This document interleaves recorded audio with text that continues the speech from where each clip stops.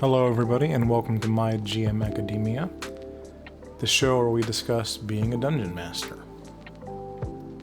Today we have something different on the slab, something really important. And we have a special guest with us, too. Her name is Emily Booth.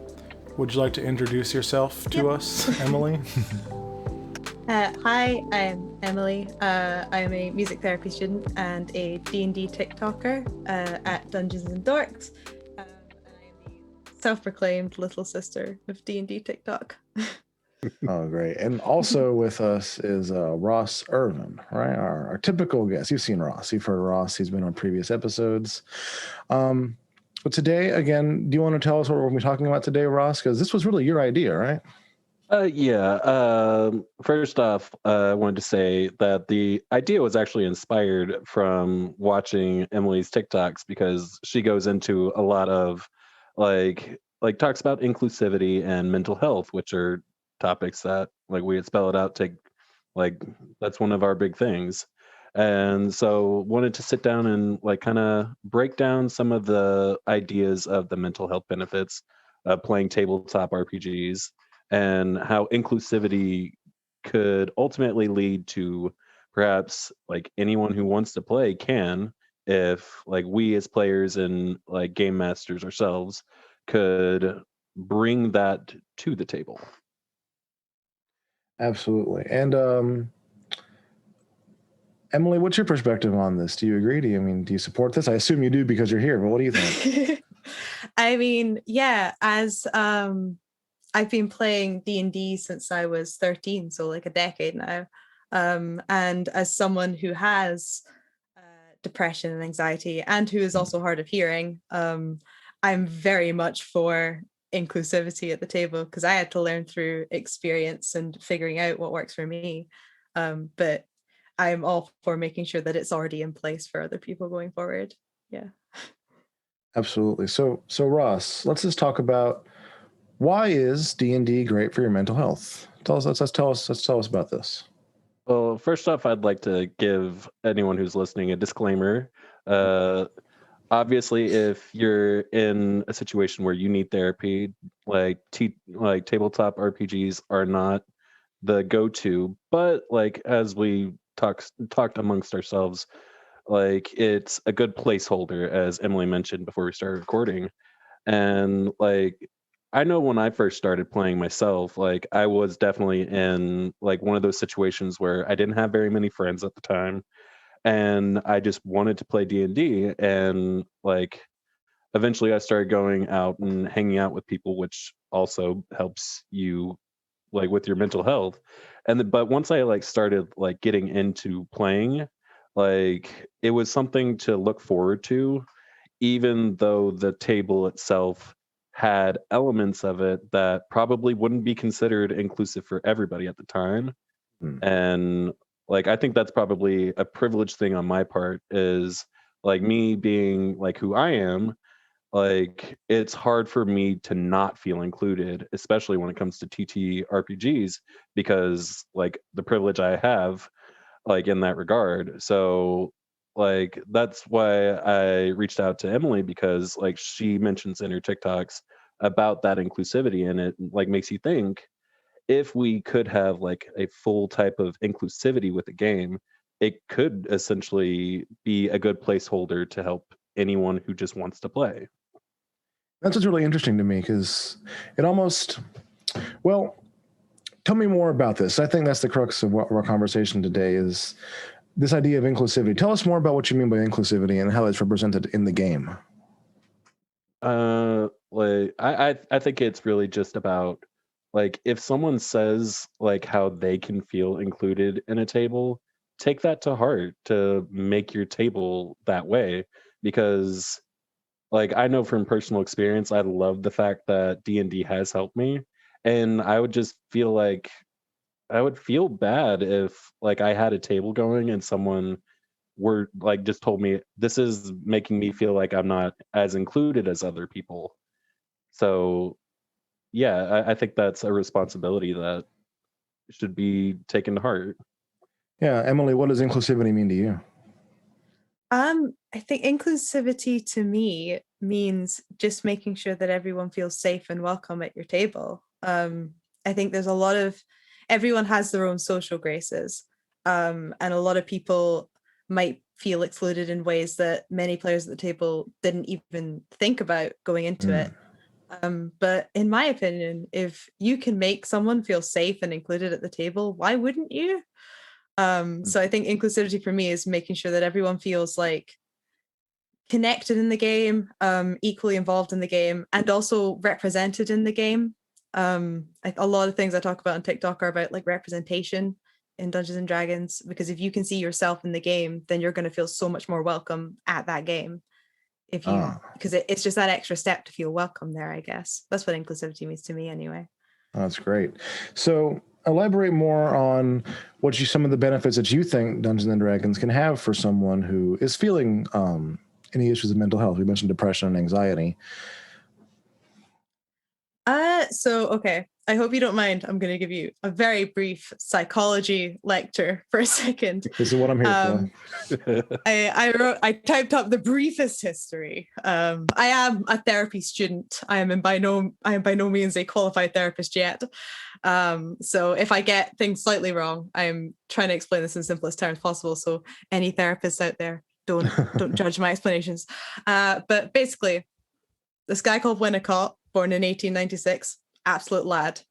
He believes that everyone has a false self and a true self, and your false self is the external way you present yourself, the well-mannered, society-fitting version of yourself that you want others to see. And then inside everyone is this concept of a true self, which is your raw, emotional, like biologically driven self. And he believes that the way you understand your true self is through playing. In fact, he says, it is in playing and only in playing that the individual child or adult is able to be creative and to use the whole personality. And it is only in being creative that the individual discovers the self. So he thinks by being able to play, you are able to escape societal norms and pressures and truly understand yourself and your emotions. And by understanding it, you can then better control your emotions and understand them and like express them better. Essentially, you get really good at communicating.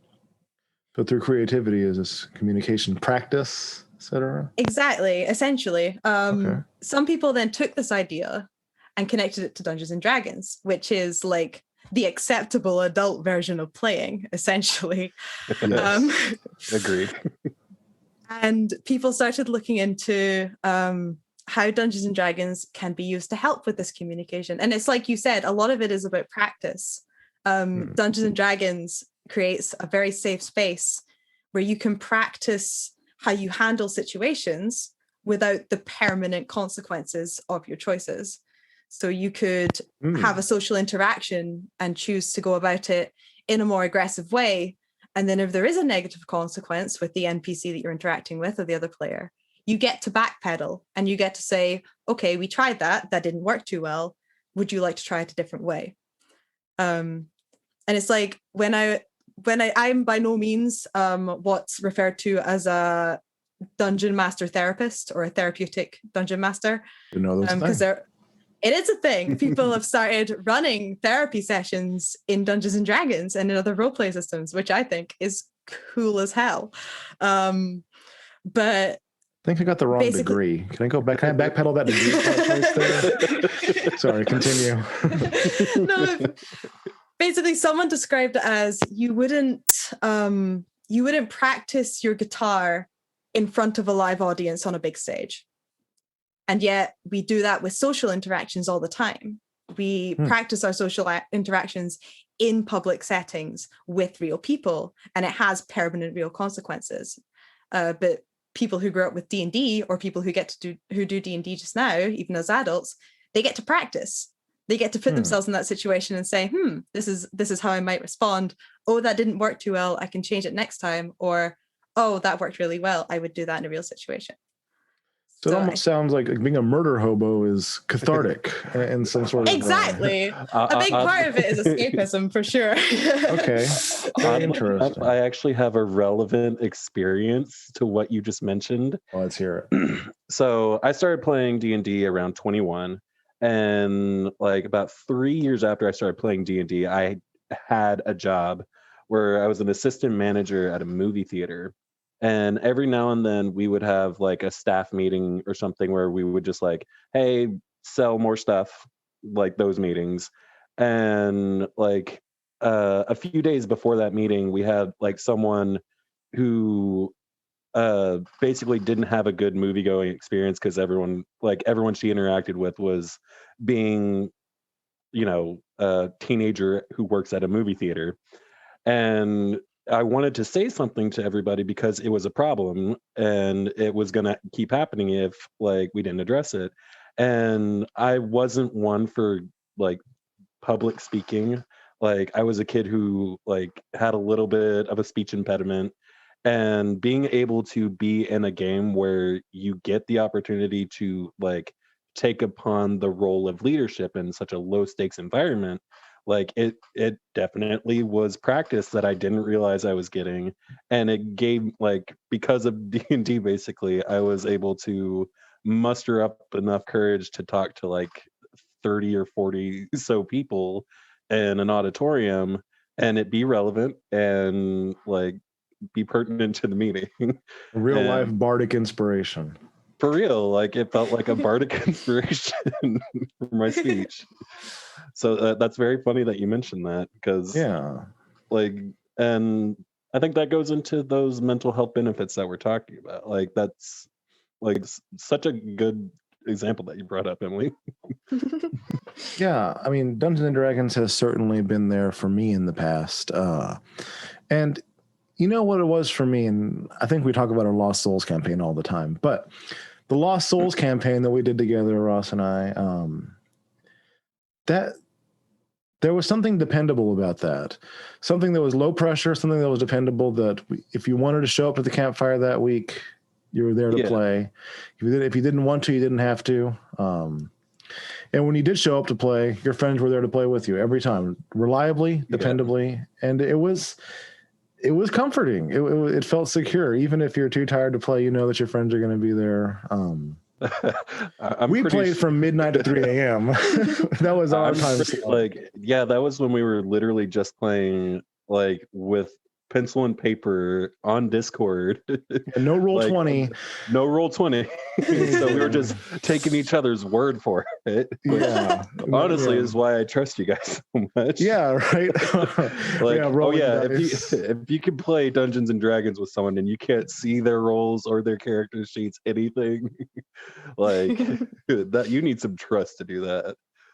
But that's incidentally why like the game I'm currently running now, it's a continuation of our Lost Souls campaign. And like the reason I have it set up the way it is, it's almost basically the same structure of that first Lost Souls game, just different characters like 500 years in the future, because I found comfort in having a D&D game set up in a way where it's so low stakes. Like if someone needs to reschedule, all right, we'll play next week. No one has to feel the pressure of letting others down because they can't join. And like the players enjoy it just like we did. This almost seems like a security blanket for Ross. Is that a good analogy, Emily? I don't know if I'd say a security. I think the term I would use is probably a safe space. Way better term. There's this idea when we're studying to be music therapists, and I think this is trained to everyone studying to be a therapist. There's this idea of holding a safe space, of holding this physical area where people feel like they can just relax when they come through the door, and anything that's happening outside does not need to happen in that space, and anything that happens in that space does not need to be taken outside. And that's how you can convince people to be comfortable enough and to feel safe enough to share with you, which is like a big part of therapy. Of course, you want clients to share with you, which is, again, a huge reason why D&D is so helpful, because especially when you're playing in person, you have this physical table where when you sit down at the table, you don't need to worry about anything that's going on outside. You are now Doot the Kenku rogue, or I'm trying to think of any other character. TikTok's brainwashed me into only thinking about this one character. You are now this character, and you don't need to worry about your own personal issues. You just need to be this character, and everyone else is just going to be their characters. And 9 times out of 10, it'll go completely smoothly, and you can explore whatever you want, and you are safe to do so. Which is, it's this escapism factor of getting to just leave everything behind and focus on something completely different as a different person. So it's very much more of a safe space than I would say a security blanket, but for sure, the idea is very, yeah. Well, and let's get into this then, because this makes me ask you a question. What about GMs? Do the GMs have a god complex they need to fulfill? Is there control issues here? Do I have control issues as a DM? Tell me, Ross, do I? I mean, I've only played in your Cyberpunk that's a future episode. Oh, spoiler alerts. Love a good Cyberpunk game. Maybe announcements instead. But yeah, I didn't feel as though you had any like god complexes or anything. Like it just seemed like just like if our like spelled out game master Rob, it felt like he was like running the game, or Tyler. Yeah. Like you obviously had your Paul spin to it, but it didn't really deviate much from like how I felt playing with Rob or Tyler, because like you're my friend and like I trust you to run a good game.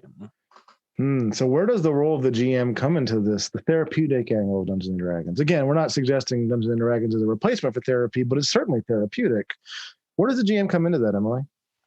I love that question. I always go by the mantra that the GM is a player too. I used to, especially because I used to be the president of a university role-playing society. And a big part of what we did was insisting that the GM is a player too, and the GM is putting their emotions and their self into their game.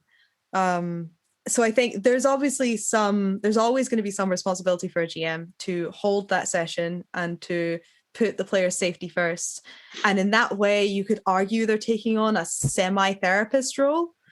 But because they are still playing NPCs and they are still acting out scenes, I would still very much put them in that role of coming to the table for escapism and coming to the table to be other people, and to like maybe even the GM has enough control if they want to like work out a certain scenario that they're dealing with in their real life into the game. They get to choose to do that. They have that control to do that. So it's almost a more aware player, essentially, is how I would describe it. It's a player with more information, essentially. It's like when you go to a movie with your friends and no one else has looked into this movie at all, but you're that person that looked up all the reviews and looked up the plot and knows who's showing up in it. That's the GM to me.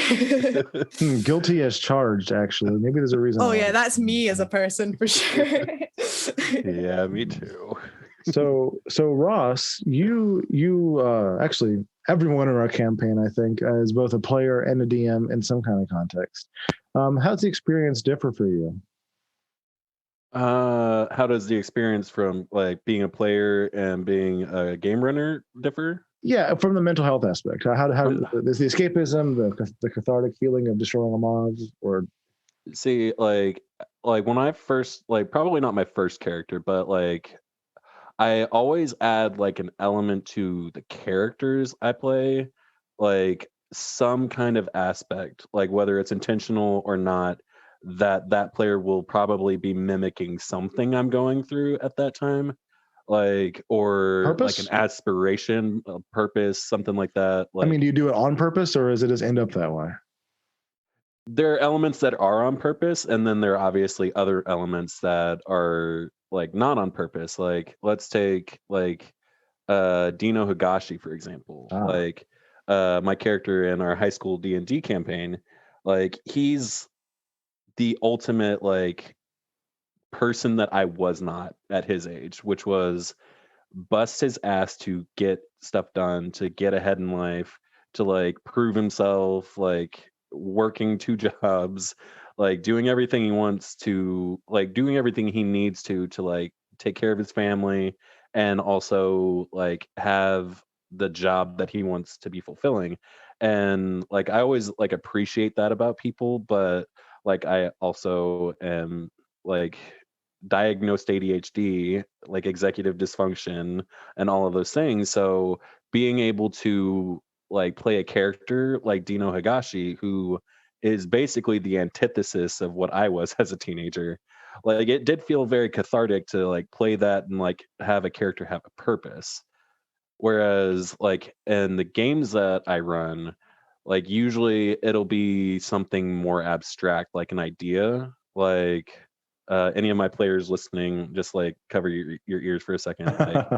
Like a main theme that like I started running with the Lost Souls campaign, or the revivified version of it, is letting go. Hmm. Like that's an element of the character that I played when we were playing, which was basically let go. And then I like pulled that into this new one because that character was like the starting main NPC that like makes players join the Lost Souls mercenary group. And like his whole thing is basically, I want to be done with this. I want someone else to take my place to like lead all these people in a way that I no longer can. Which ties into like what I want for my players too. Like I want them to realize it is very easy to just start running your own game too. Like you Okay. can simplify it, you can plagiarize, and no one's going to care. Your players just want to have fun with you. That's interesting. And you mentioned that Dino is the antithesis of your teenage self, and you made me think Ryuji's a lot of things I want to be. I mean, if you know me, you know I spent the better part of 25 years of my life or so in school or something. Went to college 10 straight years after I graduated high school. Ryuji doesn't care much about school. He buys into the conspiracy theorists. He has the sense of wonder and fantasy about things that, I wish I kind of still had sometimes. It's kind of hard to have a lot of wonder and fantasy about something when you've spent so much time studying it. There's not as many unknowns as there were when I was younger. And yeah, Ryuji actually, he's a lot of things I want to be. He's ignorant to a lot of things that I wish I was still fresh to learn. He doesn't care so much about school. He takes on his personal hobbies a lot more, and kind of a badass sorcerer. And I think all of us really want to be a badass sorcerer, or at least have the overt confidence that Ryuji has. That maybe I wish I have in my own life. There's something to this. I think. See, I think a lot of people like add elements to things that they're working through into their characters, whether it's on purpose, like I do, or unintentionally, like it seems as though you did with Ryuji. Yeah, Emily, you have a character like that you've played? All my characters are like that. This is the thing. I tend to find I'll start playing a character for a few sessions, and then I'll look back at them, and I'll deliberately find something that is what I'm like right now, and something that is very much what I want to be in the future. So I love playing my Kenku, even though he's ridiculous. And for people listening who don't know, he's a Kenku that only makes saxophone noises, and he's called Do because his name is the Careless Whisper Motif. The rogue formerly known as the Careless Whisper Motif. Exactly. Literally, I came up with him because I had the concept of this broody looking Kenku sneaking into a cave to double check that it's free. And then like when it's all clear, you just hear like the Baker Street saxophone blaring out from inside this dungeon or inside this cave, and that's how they know it's safe. But I love role-playing him because, like me, he has issues communicating. Because with me, it's a case of like, we need to have cameras on because I need to be able to lip read or to like at least see facial expressions to fully understand what people are saying. And with Doot, he can't speak because he's got a very big moral thing against copying people's voices as part of his backstory. So he tends to write on a chalkboard and to use a lot of facial expressions and hand movements, like, as you can see, I do a lot. But he's also so not caring about it. He doesn't worry if anyone's going to be bothered by it. Whereas I still have to work with, like, if I have to ask someone to repeat themselves, I get very self-conscious and I worry that people are getting annoyed. And it's the same with, like, I played a tabaxi bard called Cat Stevens, who was I love who it. was just the ultimate dad. He had 7 kids and he was adventuring because he needed to raise the money to send back to his wife and kids, so that they could get out of a tight spot they were in. All of his kids had pun names as well, by the way. It was a very well thought out character. But I want to be a parent, and I want to have that very I've got everything together no matter what attitude. And that's what Cat had. Cat had a cool head no matter what, because he was such a dad. Even all of his spells were dad spells, like stuff like Zone of Truth and Sleep. Like every I remember choosing Tiny Hut and the party being like, okay, but when are you choosing an offensive spell? And I was like, that's not a very dad move. I don't believe in corporal punishment. Exactly. But even silly characters, like I've played a goblin in a Shadowrun game called Don Goblione that was a complete play on The Godfather. I'm loving all of these. I do a lot of comedy characters, but he talked like this, and he would ask you if you got his cannoli and stuff like that. But even him, he had my trait of not wanting to resolve everything with violence, of wanting to talk first and being like very calm adults about it. But he had that very calm, collected leadership role that I would love to be able to do as a person. I'm not the kind of person who can very calmly and easily lead in a situation, whereas he could. So it was, I always find there's something I want to be in all of my characters, and something that I definitely am in all of my characters. I don't know how related this is. Maybe Ross, you can tell me how related it is. I'm reminded of Arf, I was gonna say the bard that I had that only was able to say his name, and actually, we're not sure if he was just a dog or not. He only said Arf.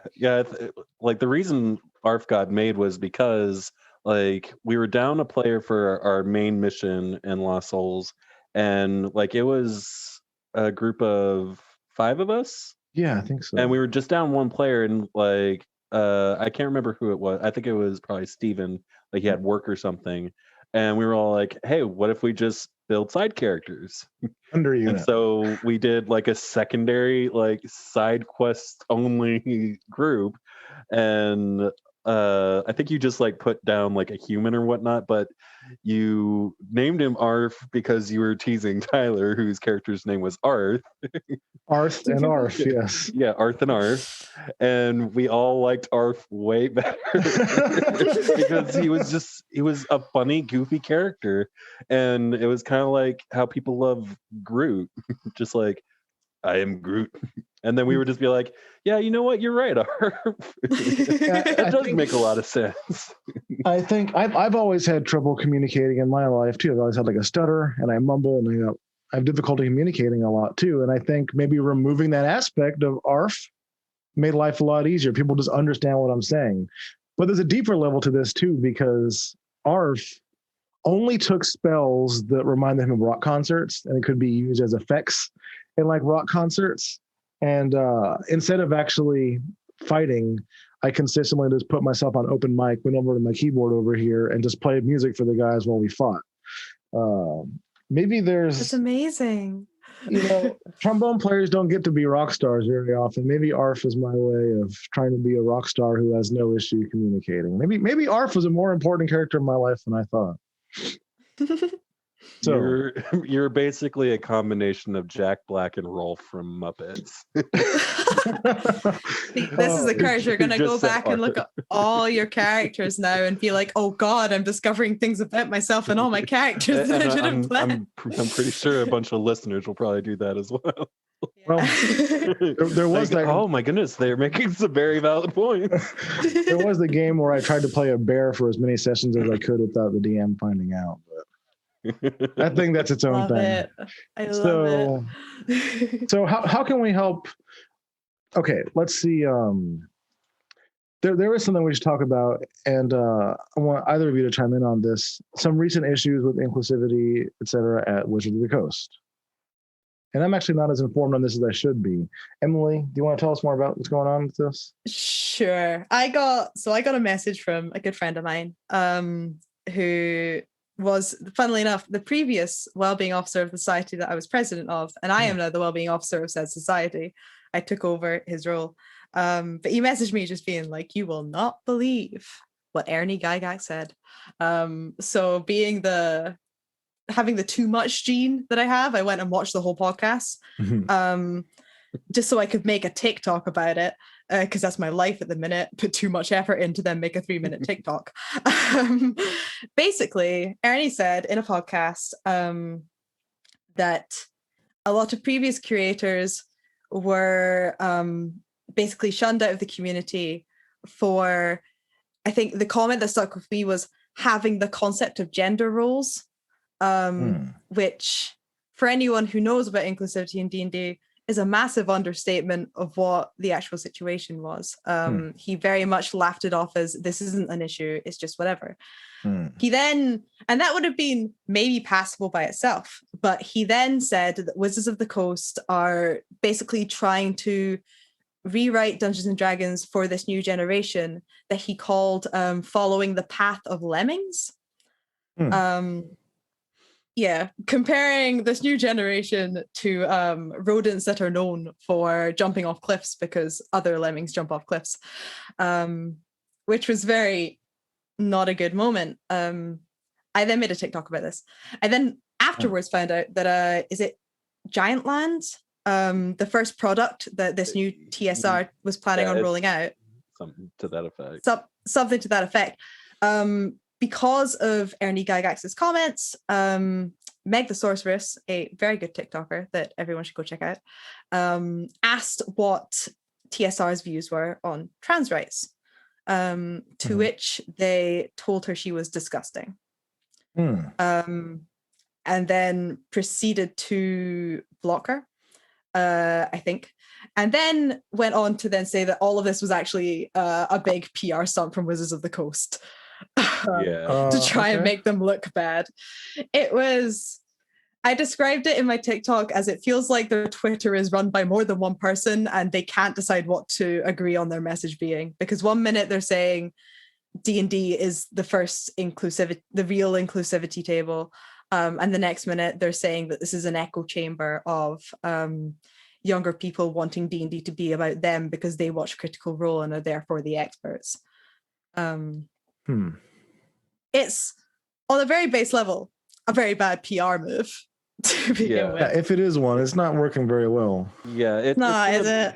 I think, like, obviously their misstep was less of a misstep and more of falling into a crater.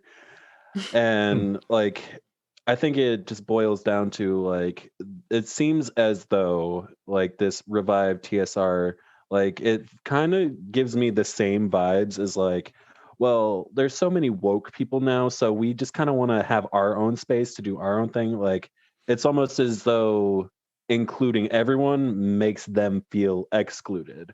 So, like, to put it like you want people to want to play your game. If you just start putting up barriers for people, like basically how they quite literally blocked Meg the Sorceress. Why would Meg the Sorceress ever want to play a TSR game if you treat her with such disrespect, or anyone for that matter? Because there are many people who are like Meg the Sorceress, like non-binary, trans, like, that would probably see that and think, well, if they're going to treat Meg the Sorceress like that, like when she's just asking for clarification and they're going to respond like that, hell no, I'm not going to spend or waste my money on, like, I'm not going to give my money to people who don't even need to have their product. Like, and I think that's where Wizards of the Coast, like, really need to start, like, seeing, like, okay, we say we want to do this, but you can't just put, like, a toe in the pool of inclusivity. Like, you have to embrace the inclusive nature that, like, it has. You know, Yeah, I've been reading a lot of Spider-Man lately, so excuse me for having this in mind. But with great power comes great responsibility. Wizards of the Coast have been the top dog in the RPG world for a long time, and I think they have a responsibility to uphold some of the values that a lot of D&D players, have. I think it's their responsibility, their duty even to do that, and it sounds like they're not doing a great job of this. To be fair, this new TSR and Wizards of the Coast are two completely separate companies. Oh, okay. Yeah, I got bashing a little bit on TikTok for not making that completely clear. Wizards of the Coast own the rights to D&D. Okay. This is not even the original TSR. They are currently in a legal battle for the rights to the logo and the title. They're just calling themselves a new TSR. They don't have the rights to D&D. They're not connected to Wizards of the Coast. Very good that you clarified. I'm glad you did. I didn't understand that. So thank you for clarifying that. No worries. I was very confused at first as well.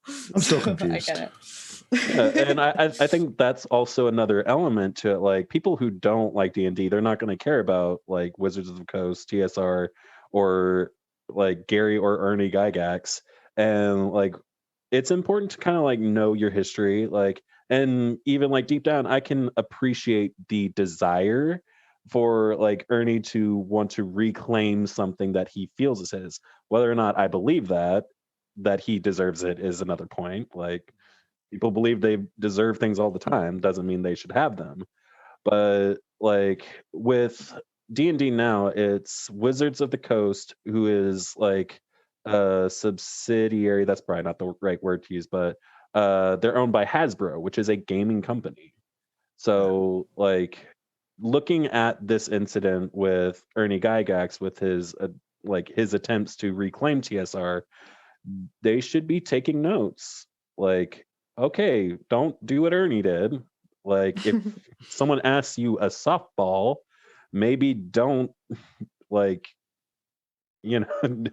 maybe don't fuck up. Throw the bat at the pitcher. Yeah, don't throw the bat at the pitcher.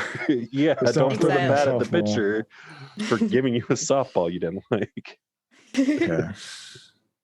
Well, so what can be done? Because is Paizo destined to take the lead here? What do y'all think about what can be done? What should be done?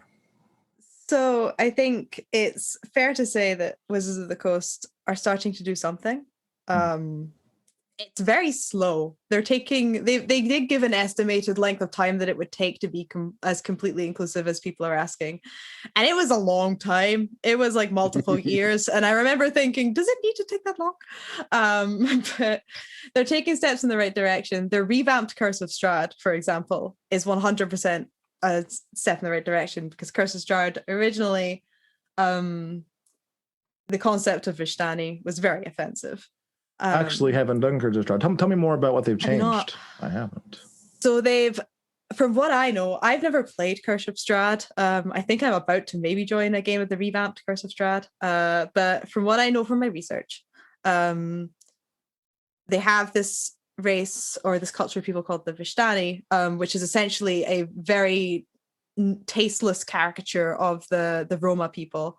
Very much like they are traveling thieves and drunks, and they use the third eye to see evil and place curses on people, kind of thing. Which I imagine when it first came out, a lot of people didn't realize was a problem, but looking at it from a modern lens, it's very, like, you can see the issues with it. They do also, and this is less talked about, there is a disabled character in Curse of Strahd, but she is fully made to hide her disability and try and act like she doesn't have it. Which, like, an attempt was made. It was a very much big miss. But they are taking steps in the right direction. 5e, and not even 5e so much, more like Tasha's Cauldron was an example of them starting to make it a bit more inclusive. Although in my personal opinion, Tasha's Cauldron was more saying, hey, see all this homebrew stuff you're doing already? congrats, it's now official rules. That's basically what Tyler told us. It's basically what Tasha's culture. It was like, hey, congrats, you can take any race and any class and take your own feats if you want. And I was like, I was mostly doing that anyway, but thanks for the go ahead.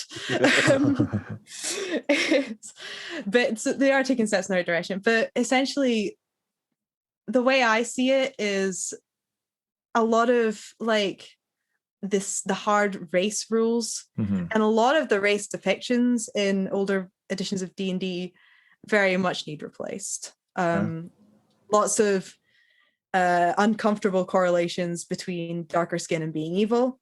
Lots of saying, if you are this race, you are this smart. If you are this race, however, you are less smart, which is a bit. There's also speaking of Paizo, there was some candlelit stuff where people's stories got rewritten from very deep cultural stories into just these are savages, which is very colonist language, which was a bit But it's mostly about getting rid of these kind of uncomfy rules, which people are calling them out for, and people are saying, hey, these aren't great, maybe change these. So if they just need to take 10 minutes on Twitter and they'll see what maybe needs to be changed. And also just adding more healthy representation. I know I push a lot personally for disability representation for obvious reasons.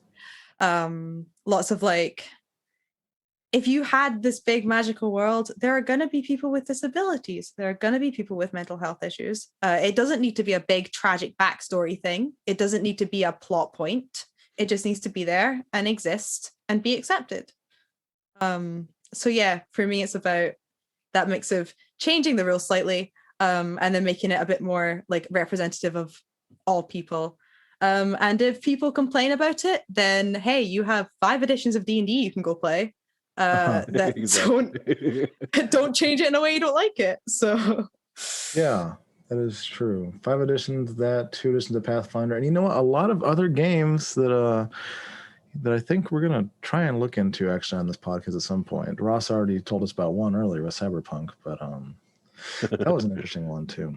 Okay. And I also actually have a Shadowrun book that's propping my computer up right now. I think Shadowrun is on our list as well. That's one I've been wanting to play Shadowrun for years.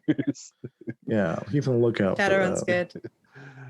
Okay, so I wish I had more questions for you, Emily. Is there anything else you want to talk about with us? Everything you've been saying so far is pretty interesting, actually. I'm very interested in a lot of this. Do you have anything else you want to touch on? That's a big question. I think what I mostly want to press is that like it's not difficult to have inclusion in your games. It's not a lot of work to make everyone feel welcome. I think actually what I mostly want to push is that you mentioned how GMs, like the roles of GMs in games. And I heavily push safety tools as an example of that, because like I said, the GMs do have responsibility at the table, even though they are players. And there are so many good safety tools just to keep that responsibility in check, to make sure everyone is feeling safe and welcome. Safety tools like what? What kind of safety tools do you mean? So an example that we use in the society that I'm in is called a T card or an X card. And it's basically a piece of paper in the middle of the table, or you can program bots in Discord where if you just do like /T, it makes a T card. Basically, you can tap it or call on the T card if you start to feel uncomfortable in a game. This calls an immediate halt to the game so that you can then say, this may be uncomfortable, can we not? And then you'll talk about it and reach a conclusion. And you basically have to reach a conclusion before you start the game again, just to make sure everyone's comfortable and ready to continue. Another thing that I use a lot is this thing called lines and veils, which is basically players tell you before you start the campaign what they are comfortable with, as long as it's not on screen. So like if it happens off screen, or if it's like subtext that this is a thing, then they're okay with that. which is called a veil. So you're putting a veil over, like, say if someone's uncomfortable with the idea of drug use, they can put a veil over drug use and say if it's happening off screen or if it's just suggested, that's fine. I just don't want it being very explicit. And then lines are like hard lines against something. So a very common one I see is hard line against explicit sex scenes. So like, because a lot of people don't want to role play that, so they'll put a hard line on it and say, I don't want that being involved in this game. So that sets ground rules from the start.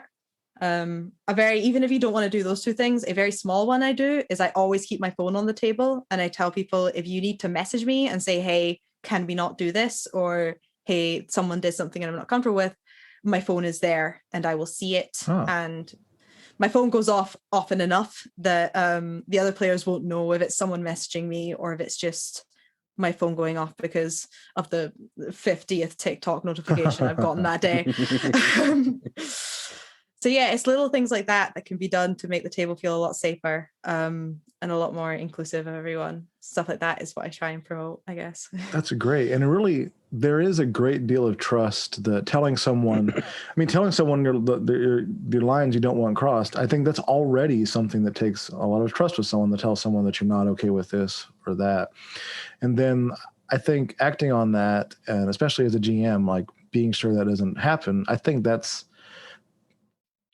something that I think would create a better rapport and a better level of trust with the players. That there's already a lot of trust involved. I mean, I think for a lot of people, you have to trust that your friends aren't going to make fun of you for doing silly voices from the start, or may not make fun of you.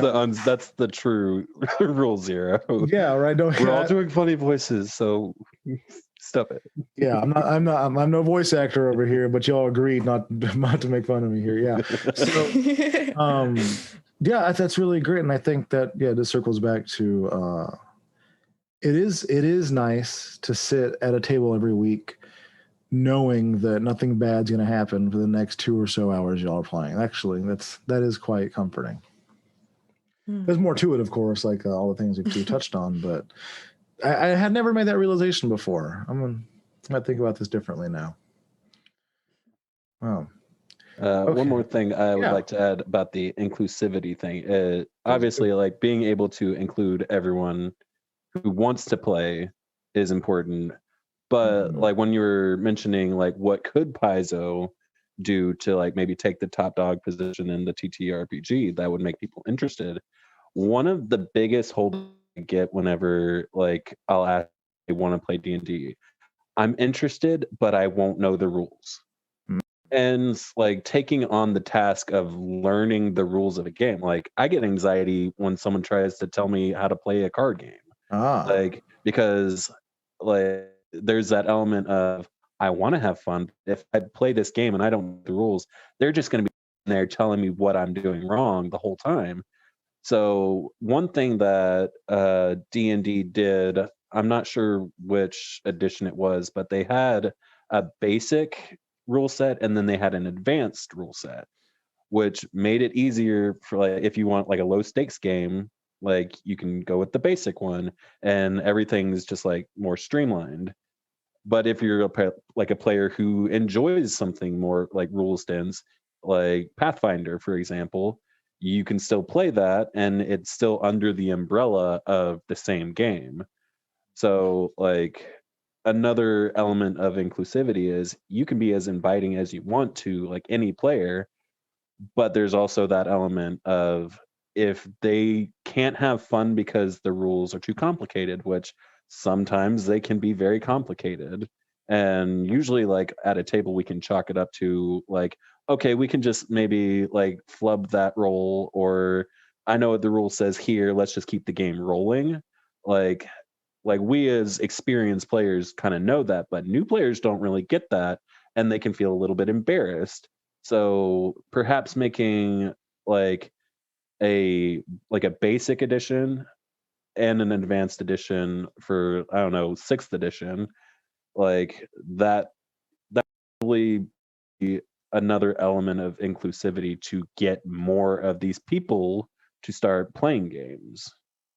You know, actually, I want to add something there because I did this with my campaign that I'm DMing right now. I had at least people who had never played a tabletop RPG before. And what I did, and maybe some of you all listening can implement this in your own games if you're a GM, I started out the first session saying, whatever you want to do, just tell me it as your character, of course, and just roll a die for it, right? And each session we had, I introduced a new rule. So I made an encounter where they had to chase something. So I talked about movement speed that encounter. I made an encounter where they had to hit something. I talked about your attacks, new weapons as that one. I made a session. The next session, we had to walk from one place to another. I talked about traveling rules in that session. At some point, they gained items. And every session was actually like a tutorial where they learned a new rule of the game. But we were able, me being, I guess, a veteran player at this point, it feels weird to say that, a veteran player, and them having never played the game before, was essentially saying, tell me what your character would do and roll some dice. And I'd occasionally say, okay, roll the double pyramid one, roll the one with all the sides. I had to say that a few times, but I think D&D is a game where, anyone can play. And all they have to do is know how to roll some dice and know how to say, my character would or wouldn't do this. Yeah. And I think as a GM, it's one of our jobs is to be able to do that, because like, how many of us really know all of the rules? Okay, maybe we know all the rules. How many of us really follow all the rules in the player's handbook?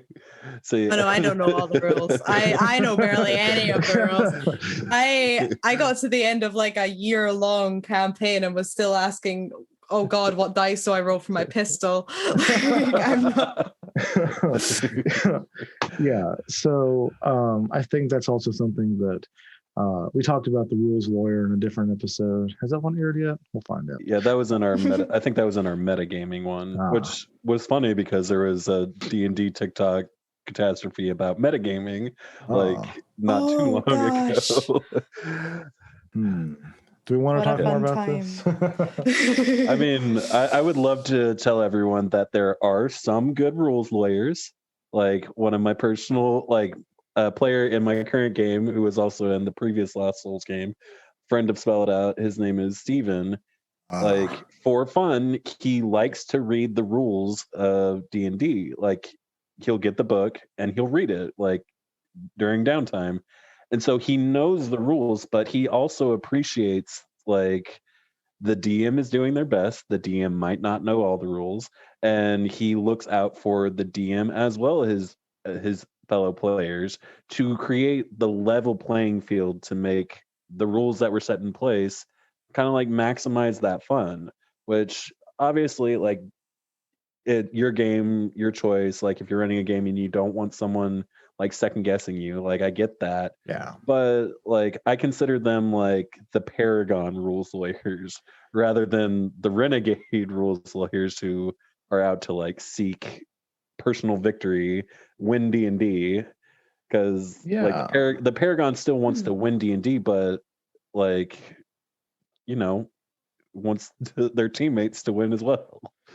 Yeah, and that's another aspect of inclusivity, because I've always seen as D&D as us versus the rules of the game. I've seen it as sort of like that. We're trying to do this against what the rules are telling us we can't do. But there's another aspect of inclusivity.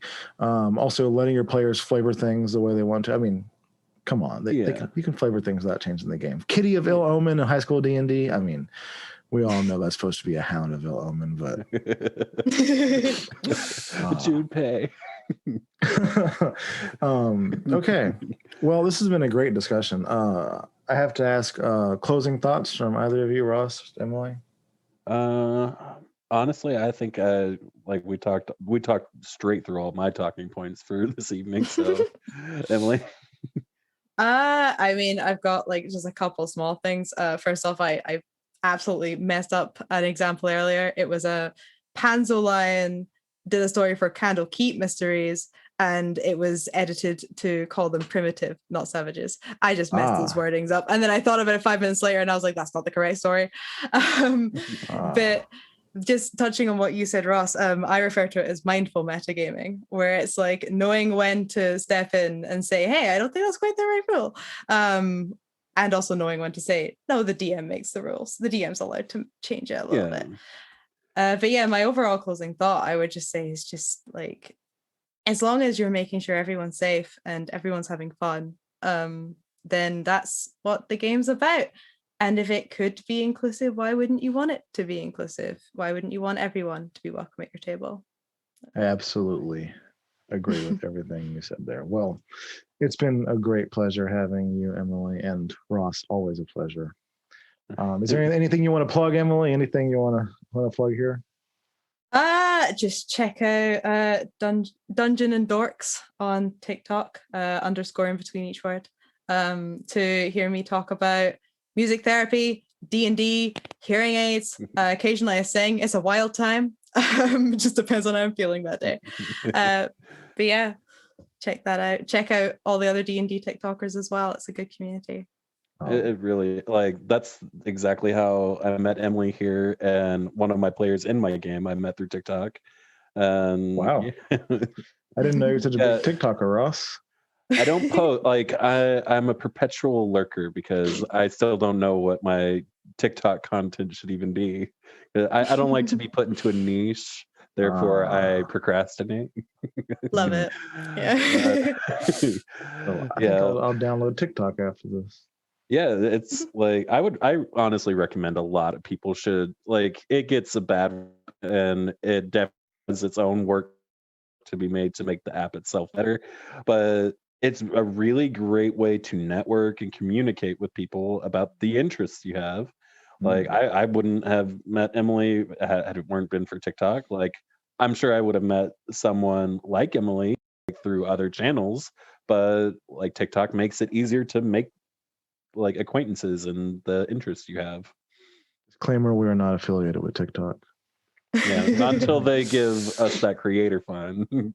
Hey. Oh, I've got it. It's not that great. Oh, not until TikTok makes a bigger creator fund. Yeah, that's what we want. Yeah, everybody just at Hank Green, and he'll make another video, and he'll change the world for us. We can all change the world. All right. Absolutely. Well, I think that's about it for today. Again, thank you both so much for joining us. Before the end here, I have to say thank you all for listening, and check out our social media. I got a whole list here. Our Instagram, our Twitter, and our Facebook are all at SIO Tabletop.